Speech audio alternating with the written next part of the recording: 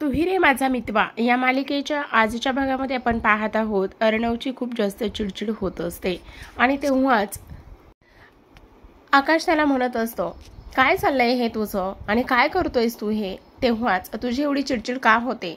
अर्णव म्हणत असतो, नाही होते माझी चिडचिड आणि मी का चिडचिड करू? काय संबंध आहे? आणि तेव्हाच तुला जे काम दिलेलं आहे ते तू कर. तेव्हाच तो ब्लेझर घालत असतो, पण ब्लेझर घालताना सुद्धा त्याला खूप त्रास होत असतो आणि तेव्हाच त्याची आकाशवर चिडचिड होत असते. आकाशला तो म्हणतो, तुला जे काम दिलंय ते तू केलंयस का? तेव्हाच आकाश म्हणत असतो, हो त्या सप्लायर्सवाल्यांशी मी बोललेलो आहे. असं म्हणूनच आता आकाश तिथून निघून जात असतो, कारण आकाशने असं सांगितलेलं असतं की नम्रताचा फोन आलाय आणि नम्रताचा फोन आलाय तर ईश्वरी त्या राकेश बरोबर लग्न करायला तयार आहे. आणि तेव्हापासूनच अर्णव खूप जास्त राग खूप जास्त चिडचिड करत असतो. त्याला ही गोष्ट तर इथे समजलेली असते आणि ती म्हणजेच की आता जी इशू आहे, इशू इथे जी आहे ती राकेश बरोबर लग्न करणार आहे. इकडे आता दुसऱ्या बाजूला ईश्वरी सतत इथे अर्णवला कॉल करत असते. अर्णवला कॉल करत असताना ती त्याला कंटिन्यू फोन करते, पण काही तो फोन उचलत नाही. आणि तेव्हाच ती विचार करते, काय झालेला आहे अर्णव सरांना? असं कसं बरं? मी कालपासून फोन करते, एवढा कसला राग आलेला आहे? फोन यांच्याजवळच आहे ना, हे फोन का उचलत नाहीयेत? असाच ती विचार करते. तेव्हाच तिथे नमू आलेली असते. नम्रता म्हणत असते, काय ग इशू, काय झालेला आहे? कसला एवढा विचार करतेस? आणि तेव्हाच इशू म्हणत असते, नाही कसलाच नाही, पण एक गोष्ट मला कळत नाहीये, तुझ्या चेहऱ्यावर एवढा राग का आणि कोणासाठी दिसतोय? आणि तेव्हाच ती म्हणत असते, खरं सांगू का काय झालेलं आहे? तर खरं सांगायचं म्हणजेच की मी कालपासून अर्णव सरांना फोन करत आहे, पण अर्णव सरांचा इथे फोनच लागत नाहीये. फोन लागतोय तर ते उचलतच नाहीये. नेमकं एवढा कसला त्यांना राग आलाय आणि एवढं काय झालेलं आहे मला काहीच कळत नाहीये, असंच इशू तिला सांगत असते. आणि तेव्हाच नमू म्हणत असते, अगं एवढंच ना, मग थांब, एक काम करूया, आपण ऑफिसला जाऊन भेटतेस का? पण ते ऑफिसला गेलेत की नाही हे आपण विचारूया. आता असं म्हणूनच इशू लगेचच अर्णवच्या ऑफिसमध्ये फोन करते आणि फोन केल्याच्या नंतर समजतं की तिथे अर्णव ऑफिसलाच आलेलाच नाही. इकडे मात्र दोघे आनंदामध्ये असतात, कारण आज तिला ईश्वरी स्वीट्सला 5 स्टार मिळालेले असतात आणि त्यामुळे ती खूप जास्त खुश असते. नमू म्हणत असते, ह्या सगळ्या गोष्टींचा आनंद आपण साजरा केलाच पाहिजे ना.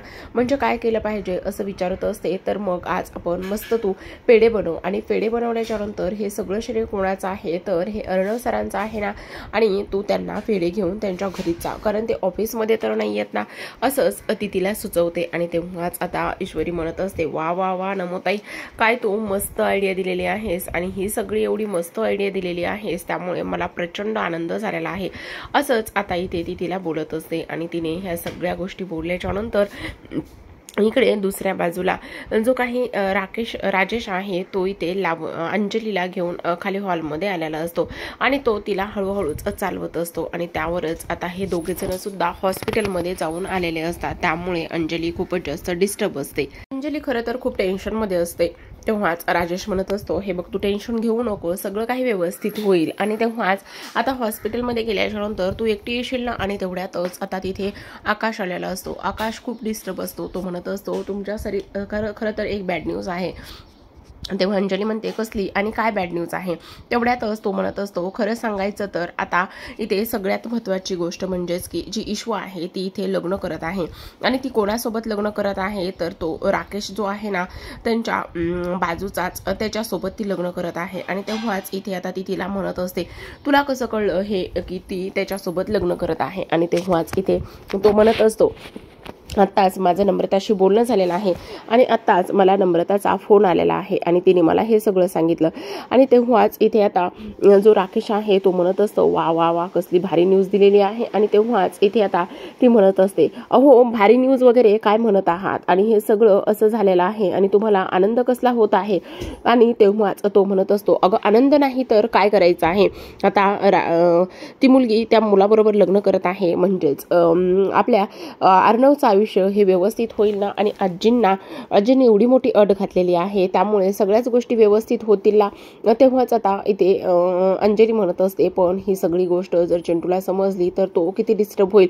आणि तुम्हाला माहिती आहे का जेजू, ह्या सगळ्या गोष्टीमध्ये खरं सांगायचं तर जो काही इथे आता अर्णव आहे तो इथे इशूच्या प्रेमात पडलेला आहे असंच त्याला सगळेजण सांगतात. तेव्हाच राकेश म्हणत असतो, हे सगळं काही तुम्हाला कसं माहिती आहे? आणि तेव्हाच ते दोघेही म्हणत असतात, आम्ही दादाच्या नजरेमध्ये पाहिलेला आहे की तो तिच्या प्रेमात पडलाय. तेव्हाच राकेश म्हणत असतो, अरे ह्या सगळ्या गोष्टी अशा झालेल्या आहेत, पण ती मुलगी म्हणजेच ती इशू ती जी आहे ती इथे त्याच्या प्रेमात पडलेली आहे, हे तुम्हाला माहिती आहे का? आणि हे सगळं तुम्ही अशा पद्धतीने बोलत आहात. तेव्हाच आता इथे जी अंजली आहे ती म्हणत असते, अहो पण तुम्ही असं कसं बोलू शकतात? आणि तेव्हाच तो म्हणत असतो, हे बघ, माझ्या बोलण्याने आणि न बोलण्याने कुठे काय होणार आहे? नाही ना, शेवटी ती मुलगी तर लग्न करायला लागलेलीच आहे ना, असं इथे तो बोलत असतो. आणि तेव्हाच विचार करत असतो, वा कसली भारी न्यूज दिलेली आहे, एकच नंबर न्यूज इथे दिलेली आहे. आणि त्यासोबतच आता ही एवढी मोठी न्यूज मिळालेली आहे म्हटल्यावर आपल्याला इथे आता हे सेलिब्रेशन तर करावंच लागेल ना. आणि तेवढ्यातच एक फोन आलेला असतो आणि तो फोन असतो इथे जे काही इशूचे बाबा आहेत त्यांचा फोन इथे आलेला असतो. आणि इशूच्या बाबांचा फोन आल्याच्या नंतर आता राकेश जो आहे तो इथे तो फोन उचलत नसतो. आणि फोन न उचलण्याचं कारण काय असतं तर फक्त आणि फक्त इथे एकच गोष्ट असते, आणि ती म्हणजेच की आता काही जरी झालं तरी सुद्धा ह्यांनी मला एवढं तरसवलेलं आहे म्हटल्यावर थोडा हक तो मेराही बनता आहे ना, त्यामुळे मी माझ्या प्रेग्नेंट बायको समोर तर हा फोन इथे उचलू शकत नाही. अंजली म्हणत असते, काय हो तुम्ही फोन का नाही उचलला? तेव्हाच तो म्हणत असतो, अगं तुला माहिती ना माझे सतत कामाचे किती फोन येत असतात, म्हणून मी फोन उचलत नाही तुझ्या समोर. आणि आता तू प्रेग्नेंट आहेस, तुझी काळजी घेणं हे माझ्यासाठी खूप जास्त गरजेचं आहे ना, असंच आता इथे तो बोलत असतो. तर इकडे दुसऱ्या बाजूला इशू आता तिच्या कामासाठी निघालेली असते. ईश्वरी खरं तर आता क्लाउड किचनसाठी निघालेली असते. आणि ईश्वरी क्लाउड किचनला निघाल्याच्या नंतर नमू तिला म्हणत असते, एक काम कर, तू आता ना हे 5 स्टार मिळालेले आहे, त्यामुळे अगोदर तू मिठाई बनव आणि मस्त मिठाई बनवल्याच्या नंतर त्यानंतर तू इथे अर्णव सरांना भेटायला जा. आणि तेव्हाच ती म्हणत असते, हो ते तर आहेच, आणि त्यासोबतच पण मी तिथे गेले आणि त्या फडकुचनने दरवाजाच नाही उघडला तर. पण तेव्हाच आता नम्रता म्हणत असते, अगो असं कसा नाही दरवाजा उघडणार, दरवाजा तर ते उघडतीलच, तू काळजी करू नको. आणि तेव्हाच ती म्हणत असते, हो ते सुद्धा अगदीच बरोबर आहे, नाही दरवाजा उघडला तर मी तोडून टाकेल. आणि तेव्हा आपण काही कर, पण तू जेव्हा हे पेढे बनवशील ना तेव्हा ते अर्णव सरांसाठी सुद्धा थोडेसे घेऊन जा. असं म्हटल्याच्या नंतर आता जी काही इशू आहे ती म्हणत असते की हो मी नक्कीच अर्णव सरांसाठी सुद्धा इथे थोडेसे पेढे घेऊनच जाईल. असं म्हटल्याच्या नंतर आता इकडे जी इशू आहे ती इकडे तिच्या क्लाउड किचनसाठी निघणार असते. आणि तिथूनच ती जो काही अर्णव आहे अर्णवला इथे भेटायला सुद्धा जाणार असते.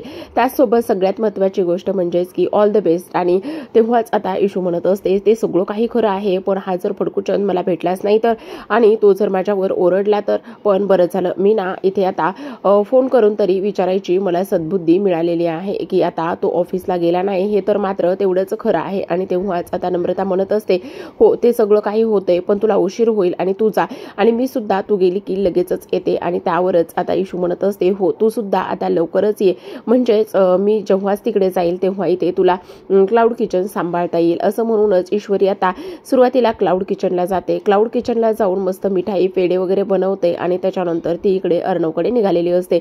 अर्णवला पाहता क्षणी म्हणजेच गाडी दाराच्या बाहेरच असते, आणि गाडी दाराच्या बाहेरच असताना ती पाहते आणि म्हणत असते, बरं झालं मला सद्बुद्धी दिली देवानी की अगोदरच इथे अर्णव सराला फोन करून विचारावं की ती घरी आहे की नाही, नाही तर उगाचच ते ऑफिसला गेलेले असते आणि ऑफिसला गेल्याच्या नंतर माझी आणि त्यांची इथे चुकामुक झाली असती, असाच इथे ती विचार करत असते. आणि असा तिने विचार केल्याच्या नंतर आता अर्णव हा वरून त्याच्या खोलीतून खाली येत असतो. अर्णव खाली येत असताना त्याला सगळं काही इथे बोलणं आठवत असतं की इथे कशा पद्धतीने आता इशू जी आहे ती इथे लग्न करत आहे, आणि इशू लग्न करत असताना हे सगळं काही या पद्धतीने होत आहे. म्हणजेच आता तिने राकेश सोबत लग्नासाठी होकार दिलेला आहे, आणि त्यासोबतच ह्या सगळ्या काही गोष्टी इथे आता तिच्या समोर आलेल्या असतात. आणि ह्या सगळ्या गोष्टी तिच्या समोर आलेल्या असल्या कारणाने ईश्वरी मात्र खूपच जास्त इथे अर्णव मात्र इथे खूप जास्त टेन्शनमध्ये आलेला असतो. कारण त्याला असं वाटत असतं की नाही ह्या सगळ्या गोष्टी अशा पद्धतीने इथे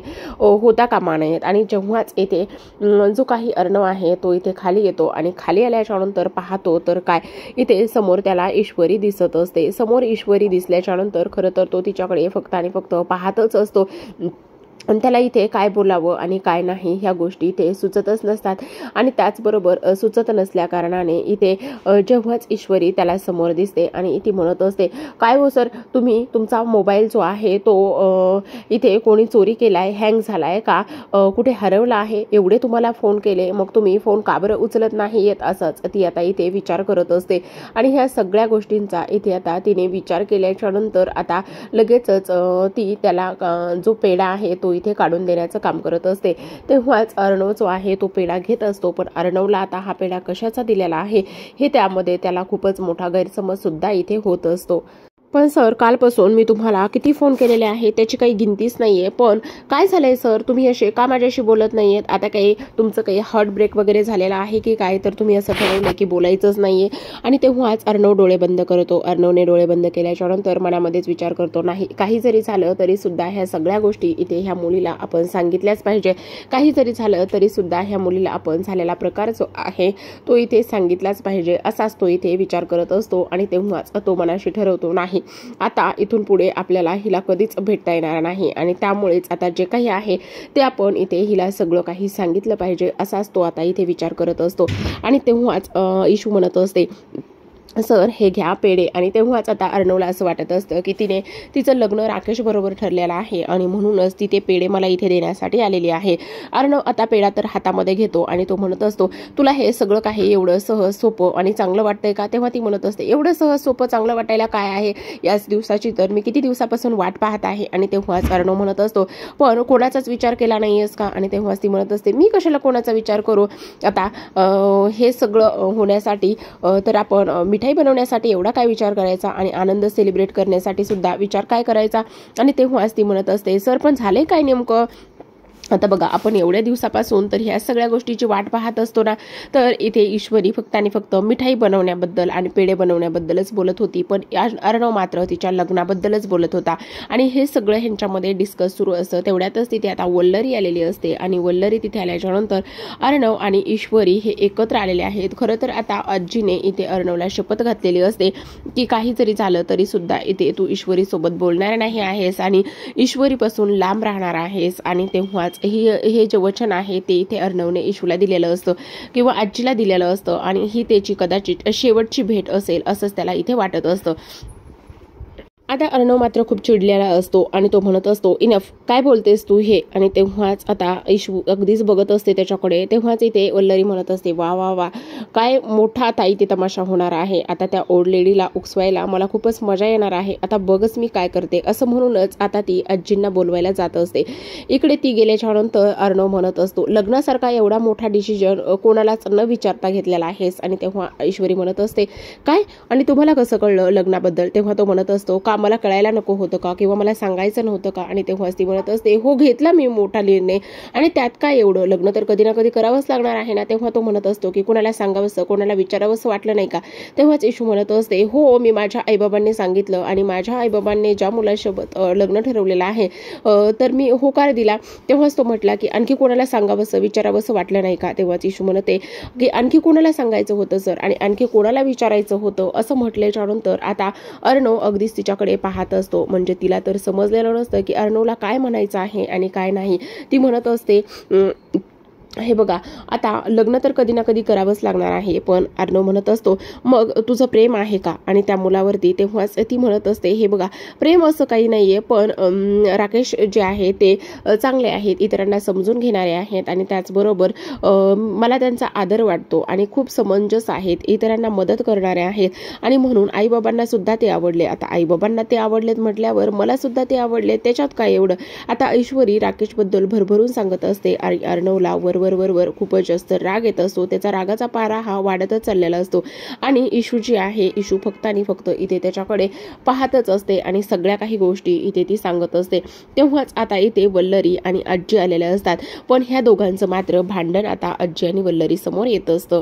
तर इकडे आता अर्णव म्हणत असतो, अच्छा एवढा मोठा निर्णय घेतलायस ना, तू लग्न करायचा निर्णय घेतलायस ना, तर ठीक आहे, मग एक गोष्ट माझी सुद्धा ऐक, मी सुद्धा लग्न करतोय. आणि तेव्हाच ती म्हणत असते, काय तुम्ही लग्न करताय कोणाशी? आणि तेव्हाच तो म्हणत असतो, हो तुला आतापर्यंत असं वाटत होतं ना की मी मोठा डिसिजन घेऊ शकत नाही, मी हे करू शकत नाही, मी ते करू शकत नाही, पण हा अर्णव राजेश शिर्के सुद्धा आता इथे लग्न करत आहे आणि मी माझ्या आयुष्यामध्ये खूप जास्त हॅपी आहे. आणि विचारणार नाहीस का की मी कोणासोबत लग्न करणार आहे? आणि तेव्हाच इथे आता ती विचारत असते की कोणाशी? आणि तेव्हाच तो म्हणत असतो, हा अर्णव राजेश शिर्के लग्न करत आहे आणि ते म्हणजेच की लावण्याशी. आता हे सगळं काही ऐकल्याच्या नंतर मात्र तिथे बाजूला उभ्या असलेल्या आजी आणि त्याचबरोबर वल्लरीला मात्र प्रचंड आनंद इथे होत असतो. आणि वल्लरीला आणि त्याचबरोबर प्रचंड आनंद झाल्याच्या नंतर आता त्या एका गोष्टीचा विचार करत असतात, हे तर अगदी सोन्याहून पिवळं झालेलं आहे. आणि तेव्हाच अर्णवने ह्या सगळ्या गोष्टी सांगितल्याच्या नंतर तिच्या हातामध्ये पेढा दिलेला असतो, तो तिला पेढा भरवत असतो. कारण पेढा हातामध्ये दिल्याच्या नंतर पेढा भरवतो आणि तो म्हणत असतो, पण एक मिनिट, तुला हा आनंद माझा हा आनंद आहे. तू जसं आता राकेश सोबत लग्न करणार आहेस कोणालाच काहीच न सांगता, तसंच मी सुद्धा आता इथे लग्न करत आहे आणि ते म्हणजेच की लावण्याशी. असं म्हटल्याच्या नंतर आता इशूला खूपच मोठा इथे धक्का बसलेला असतो. हा मोठा निर्णय इथे अर्णव सरांनी का घेतला असेल? आणि त्याचसोबत आता ईश्वरीला तर माहिती आहे की लावण्या कशी मुलगी आहे आणि जे अर्णव सर आहे त्यांनी एवढा मोठा निर्णय हा घेतलेला आहे, त्यामुळे तिला तर खूप मोठा धक्का सुद्धा इथे बसलेला असतो. असं म्हटल्याच्या नंतर इथे बाजूला उभ्या असलेली जी काही आजी आणि त्याचबरोबर वल्लरी ज्या आहेत त्यांना तर प्रचंड इथे आनंद होत असतो. आणि त्याचबरोबर आता इशूला खूप मोठा धक्का सुद्धा इथे बसलेला असतो की जो हे सगळं काही इथे होत असल्याने. आणि तेव्हाच इथे आवासूनच वल्लरी आणि त्यासोबतच आजी बघतच असतात, कारण अर्णवने असं सांगितलेलं असतं की फायनली मी आता लग्न करत आहे आणि हे लग्न मी माझ्या मर्जीने करत आहे, असंच तो इथे बोललेला असतो. तर प्रेक्षकांना उद्याच्या भागामध्ये आपण पाहणार आहोत. आता अर्णवने लग्नाचा निर्णय ते सांगितलेला असतो, पण इथे मात्र जेव्हा लावण्य त्याच्याकडे येते, लावण्य त्याच्याकडे आल्याच्या नंतर तो तिला म्हणत असतो, हे बघ, लग्न आणि प्रेम ह्या दोन वेगळ्या गोष्टी आहेत. फक्त मी तुझ्यासोबत लग्न करत आहे, प्रेम हे कधीच होऊ शकत नाही. फक्त आपण लग्न करत आहोत, तिथून पुढे मला काय होईल काय हे माहीतच नसतं. अर्णवने ह्या सगळ्या गोष्टी सांगितल्यानंतर इशू घरी येते. घरी आल्याबरोबरच सुप्रियाला बिलगूनच ती रडायला सुरुवात करत असते. आज अर्णव मात्र तिच्यासोबत खूप चुकीचा वागलेला असतो, त्यामुळे तिला प्रचंड त्रास सुद्धा इथे होत असतो. आणि अर्णवने तिला हेही सांगितलेलं असतं की माझ्या लग्नाची सगळ्यात मोठी मिठाईची ऑर्डर मी तुला देत आहे. ह्या सगळ्या गोष्टी सांगितल्यावर ईश्वरीला मात्र खूपच मोठा धक्का इथे बसलेला असतो. इथे अर्णवने फक्त आणि फक्त मी तुझ्यासोबत लग्न करत आहे, नवरा बायकोचं कुठलंच नातं नसेल आणि त्यासोबतच सगळ्यात महत्त्वाचं प्रेम म्हणजे प्रेम तर आपल्या नात्यामध्ये नसेलच. इकडे अर्णव आता डिस्टर्ब असतो, तर इकडे ईश्वरी. तर अशाच नवनवीन डेली मालिकांच्या अपडेट्स आणि रिव्ह्यू जाणून घ्यायचे असतील, पाहायचे असतील तर आपल्या चॅनलला सबस्क्राईब करा. धन्यवाद.